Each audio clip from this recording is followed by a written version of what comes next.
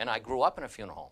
And as farmers grow up, the kids work on the farm, woodsmen's kids work in the woods.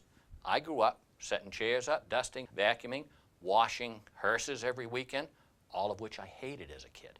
But now there's nothing else I'd rather do. Tony Bowers and his family are the owners of Bowers Funeral Home, with locations in Holton and Presque Isle. The company's third funeral home in Island Falls is now a 501c3 nonprofit known as the Rest in Peace Funeral Museum. It will be open to visitors from May until October.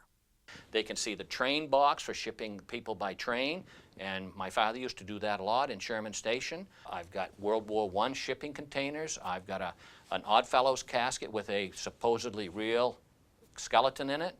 Bowers says creating this museum on Sherman Street was a perfect place to display everything his family has collected in the funeral business over the generations. Items like tuberculosis caskets and funeral attire. Because families could purchase clothing and have the person dressed in that and be buried with this clothing on. It wasn't rented, it was permanent.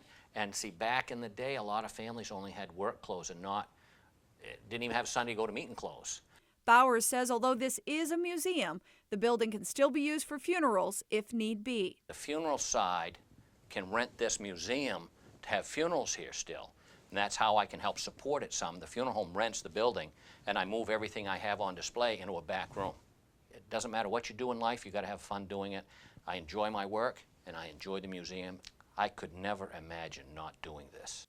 The museum is open Wednesdays and Saturdays, 11 a.m. to 1, beginning May 17th. In Island Falls, I'm Jody Hersey for ABC 7 and Fox 22 News.